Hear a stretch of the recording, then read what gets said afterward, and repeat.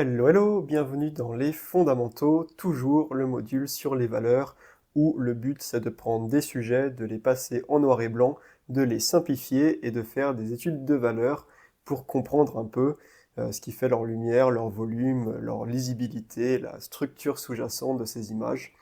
Et mon but c'est surtout de vous convaincre que les valeurs, on les retrouve partout et que c'est très très important, c'est fondamental de penser en termes de valeurs. Donc pour récapituler, on avait commencé par un paysage très simple en 4 valeurs, 1, 2, 3, 4.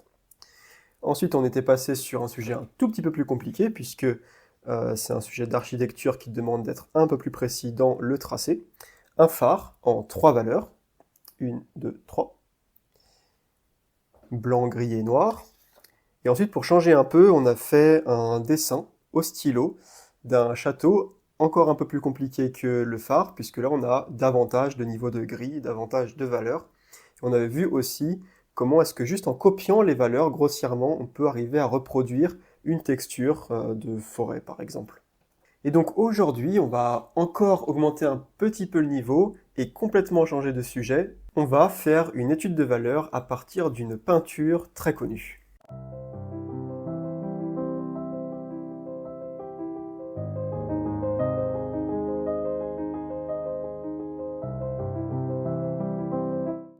Alors voici notre modèle, c'est une des célèbres madeleines de Georges de la Tour, qui est très très connue, hein. C'est un exemple de clair-obscur qu'on voit souvent à l'école, ça vous a peut-être traumatisé en cours d'art plastique.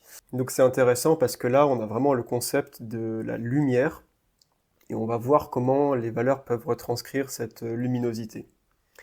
Alors j'ai choisi cette madeleine-là, il en a peint toute une série, hein. J'ai choisi celle-ci parce que le dessin est, il me semble, le plus simple, notamment parce qu'on voit pas l'œil. Donc ça sera plus facile juste voilà, pour dessiner. Même si ça reste assez compliqué à dessiner, alors voici ce que ça donne quand je la passe en noir et blanc et 3 valeurs.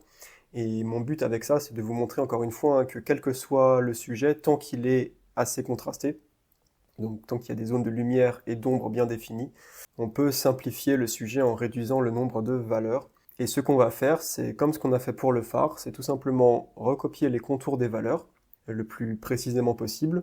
Et ensuite, on va tout simplement peindre la bonne valeur au bon endroit, gris quand c'est gris, noir quand c'est noir, et puis laisser blanc, peindre en négatif les zones qui sont blanches. Alors ça sera plus compliqué que le phare, parce que voilà, il faut être précis dans le dessin pour que les proportions soient correctes. Et puis il y a un peu plus de détails à esquiver. Voilà, on monte un petit peu en difficulté. Je vous conseille fortement de décalquer si vous n'êtes pas à l'aise pour copier ce dessin. Il n'y a aucune honte à décalquer, hein. Notre but ici, c'est pas de faire du dessin, c'est de comprendre les valeurs. Donc, voilà. Vous gagnerez du temps et vous aurez un meilleur résultat probablement si vous décalquez. Alors moi, je me suis motivé pour le dessiner, le recopier à la main sans décalquer, juste pour m'entraîner. Je l'ai fait hors caméra parce que ça m'a pris un certain temps, hein. Faut être assez précis, assez minutieux. Donc voilà ce que donne mon dessin. J'ai pas mal insisté sur le crayon pour que vous voyez quelque chose et que ça soit plus facile à scanner pour moi ensuite et vous mettre la référence. Vous voyez aussi que comme on a pas mal de petits détails, que c'est assez compliqué, hein, comme contour, de temps en temps j'ai foncé déjà au crayon les zones qui vont être noires à la fin. Donc on verra pas, hein, puisque ce sera recouvert par la peinture noire. Mais ça me permet juste voilà, d'avoir un petit repère supplémentaire, histoire que je ne me perde pas trop.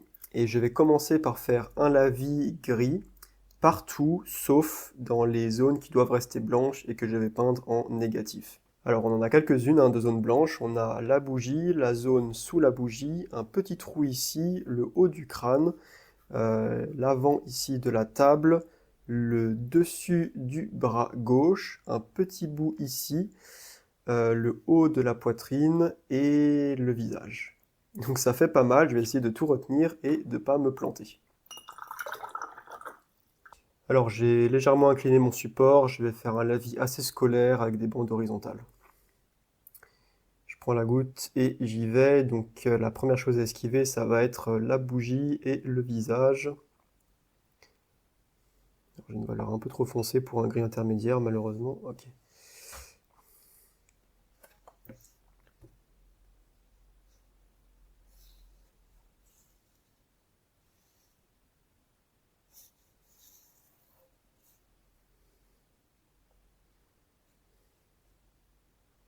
Donc attention, là j'ai la bougie. J'ai la bougie à esquiver.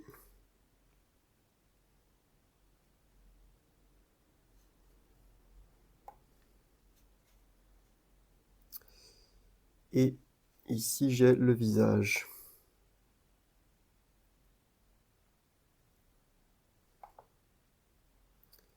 Toute la partie à gauche du visage, tous les cheveux sont gris ou noirs, il n'y a rien de blanc.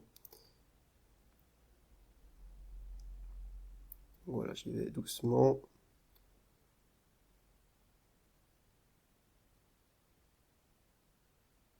C'est probablement l'étape la plus difficile parce que le visage c'est vraiment ce qui attire l'attention, donc faut pas le louper. Hop.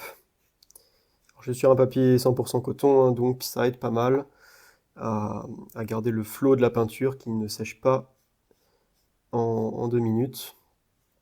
C'est quand même pas mal hein, quand on a des lavis, un peu de précision comme ça à faire. Alors ici, attention, on a le haut de la poitrine à dégager, à peindre en négatif. Donc, encore une fois, on va être assez prudent, même si là la précision importe moins, puisque ça reste une forme d'ombre assez abstraite.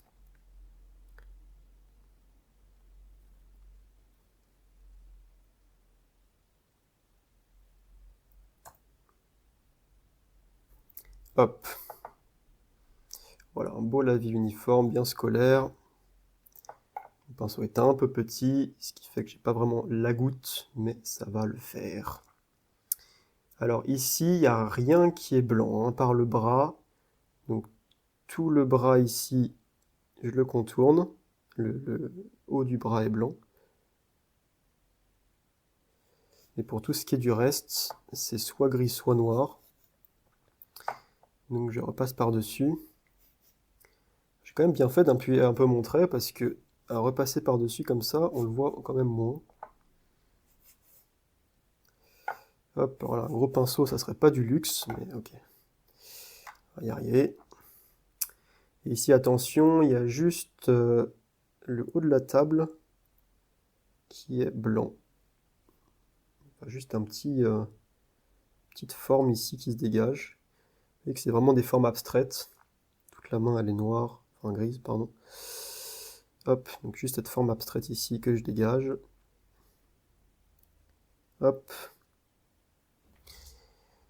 Juste avec un pinceau à la vie, on peut être quand même assez précis avec ces trucs-là. Tout le reste, c'est bon. Ok, on a ici.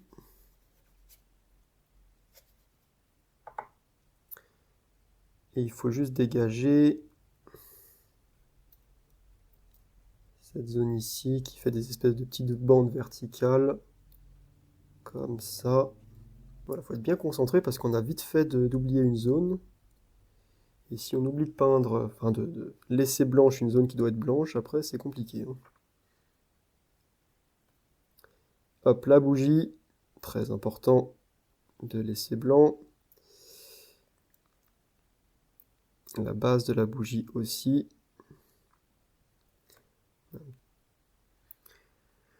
Ouf. Vous voyez que ça va très vite, mais c'est pas hyper facile, hein. C'est un peu plus compliqué que le phare. Alors je vais vérifier, oui tout ça c'est noir. Il n'y a plus que le haut du crâne en fait, je crois. Je peux revenir ici avant que tout ça sèche. Hop. Oui. Ouais, c'est en train de sécher. J'ai peut-être pas été hyper stratégique, je sais pas trop ce que je fais là parce que tout ça c'est gris. Tout ça c'est gris et il y a juste le haut de la poitrine là-haut. Tac, ici on a une petite forme grise. Et ensuite le haut du bras qui vient se replier comme ça. Tout le reste, c'est gris. À part la petite forme ici sur le haut du bras. Alors sur le crâne, il n'y a que le haut qui est blanc.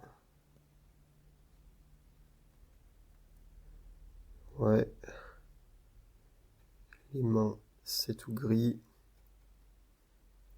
Bon, c'est pas parfait, mais c'est pas grave, surtout que là, on va repasser sur la plupart des choses, hein, notamment toute cette transition là qui est pas très belle, elle va disparaître parce que bah, je vais repasser en noir dessus. En attendant que ça sèche, je peux vous montrer, hein, comme je l'ai fait avant, le premier brouillon, le premier essai que j'ai fait. Juste encore une fois pour vous rappeler que ces études de valeur peuvent être faites très rapidement, sans avoir besoin voilà, d'avoir un résultat très propre avec une feuille scotchée, etc. C'est vraiment juste un exercice à prendre comme tel. Moi, je vous fais ça proprement pour avoir une belle vidéo. Mais voilà la première étude que j'ai faite, juste pour valider le sujet et pour être sûr que ça rendrait quelque chose à la fin. Voilà, donc ensuite, je vais passer aux zones noires. Donc là, pareil, c'est pas simple parce que la plupart hein, de l'arrière-plan est noir, ce qui veut dire qu'on doit faire un lavis assez grand sur une grande zone, mais avec une valeur assez foncée, très foncée même. Ça, c'est jamais évident. Tout le pupitre ici, il est gris quasiment. On a cette partie à gauche du crâne, on a le haut de la main, le haut du bras, et la zone en gros, sachant que cette zone-là est déconnectée, donc je pourrais la faire dans un deuxième temps. Et le ventre ici. Allez.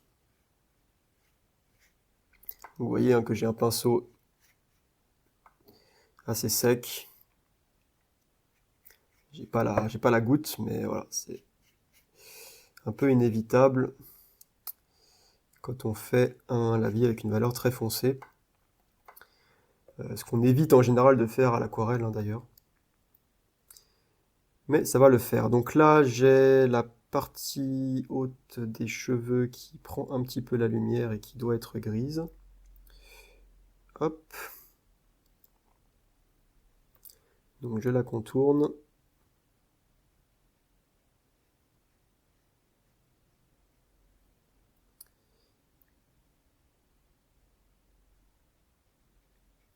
Faut quand même pas oublier de mettre de l'eau, hein. Mettre beaucoup de pigments, beaucoup d'eau, c'est un peu le secret de ces lavis très foncés. Même si vous n'avez pas la goutte, normalement sur papier coton, ça devrait être gérable.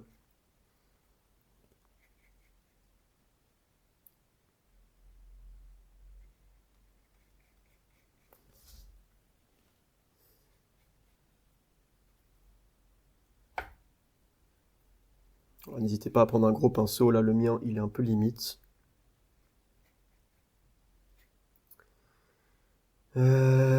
Ok. On a toute la zone autour de la bougie. Alors attention parce qu'il y a un peu de gris aussi autour de la bougie, que j'ai un petit peu oublié, mais ok. Quelque chose comme ça.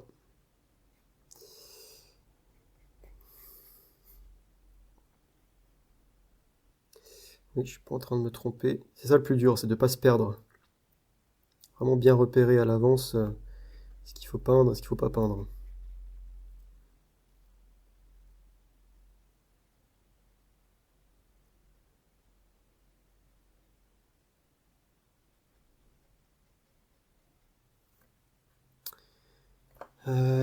Ok, c'est pas mal.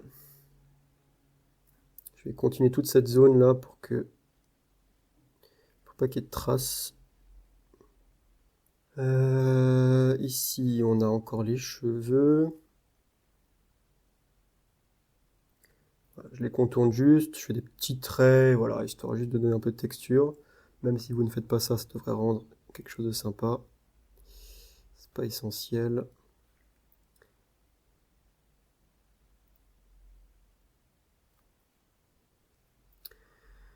Alors le crâne par contre il est compliqué et là-haut ça commence à sécher méchamment.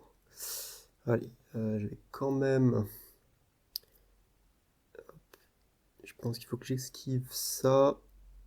Je vais passer ici et je vais refermer là. Et je reviendrai au crâne un peu plus tard parce que là il faut vraiment que je fasse le coin en haut à droite. Hop, je vais remouiller. Et repasser là-dessus pour effacer la trace. Ok, ça va. Ça va, ça va. Encore une fois, un papier 100% coton, fortement conseillé. Donc juste les cheveux, là c'est assez simple, ça descend en suivant cette courbe qui remonte comme ceci. Là, j'essaie de faire le moins de gestes possible tout en étant assez précis.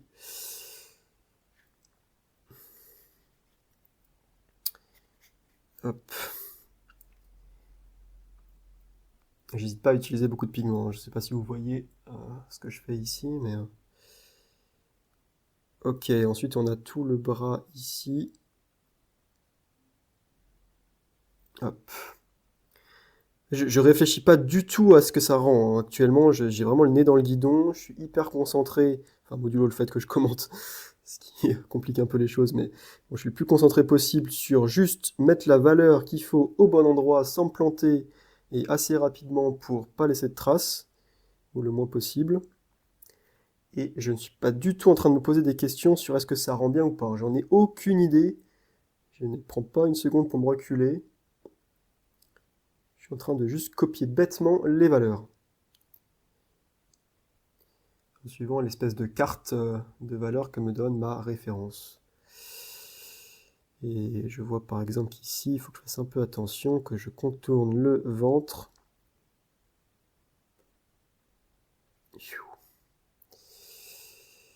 Et je remplis tout ça avec un lavis pas très scolaire pour le coup. On fait ce qu'on peut. Hop, hop, hop. Allez, c'est pas mal. Pour l'instant, tout se passe bien.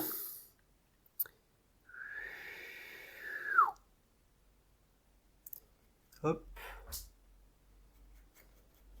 Ok, ok, ok, ok. Alors ici, ne pas trop se planter. On a ça ici. Et on a un petit peu de gris là-haut.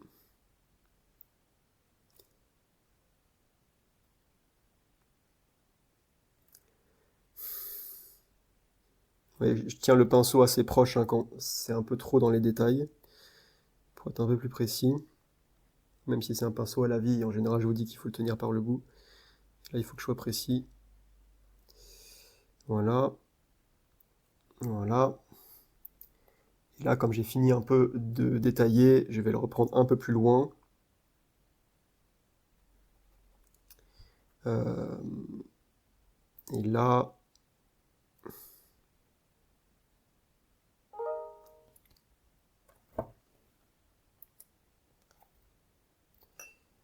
Et là, j'ai plus de batterie dans l'ordinateur, donc je ne vois plus la référence. Mais normalement, toute la partie du bas est noire. Heureusement qu'il ne s'est pas éteint plus tôt, j'aurais été un peu embêté. C'est pas mal d'imprimer vos références d'ailleurs. Vous aurez une meilleure idée des valeurs si c'est imprimé, parce que l'écran de l'ordinateur, il brille en fait, il crée sa propre lumière, contrairement à du papier. Donc ça peut aussi porter à confusion. Donc, voilà, donc là j'ai plus la référence. Mais logiquement, ça doit être quelque chose comme ça. Ok, je pense que je peux me permettre de rebrancher l'ordi là. Voilà, nouveau connecté. Bon, on remonte comme ça. Ouais, et là on va voir les mains. Là, ça va pas être facile. Alors ça traverse ici, ça c'est sûr. Ça contourne le petit bout ici. Je parle même plus là tellement je suis concentré. On a la main.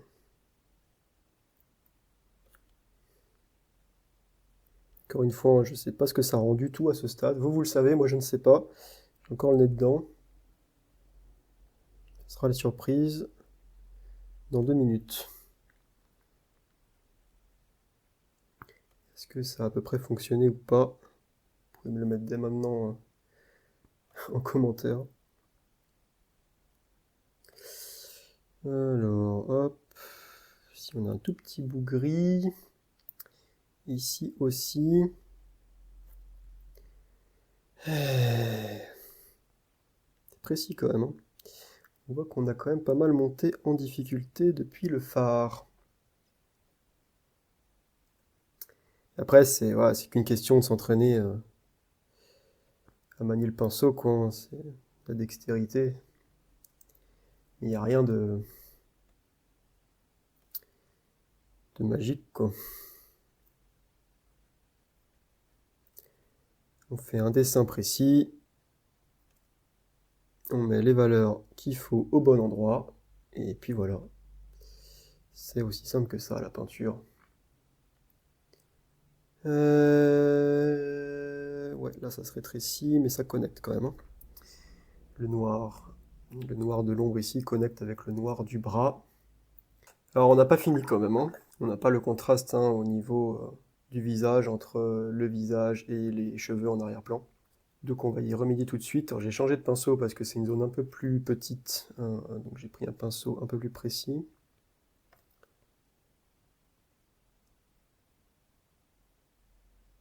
Ah, c'est vraiment le plus important là, l'arête du nez.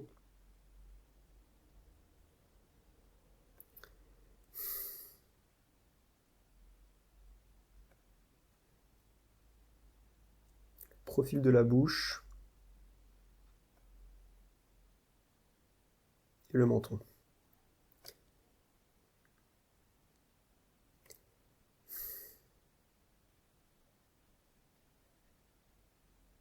Ensuite, on a l'ombre ici. Comme des petits cheveux là. On en a un d'ailleurs qui fait chut. Voilà. Alors, on peut être un peu plus précis là-haut. On a l'œil du crâne là. Et on a aussi cette zone ici qui est noire. Pas besoin d'être hyper précis là.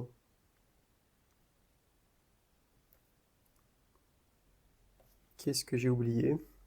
Ah si, il manque des petits points gris intermédiaires sur le visage, notamment sous le nez.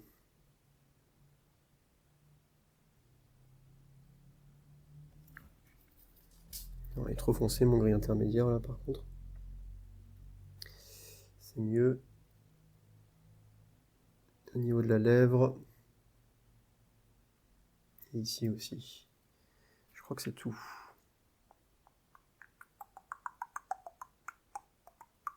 Ça donne quoi de loin?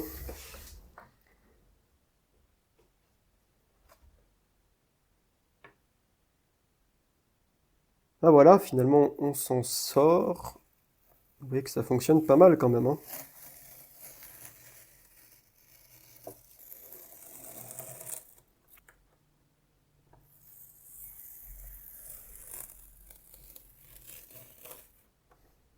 Et voilà, contre toute attente, je m'en suis sorti.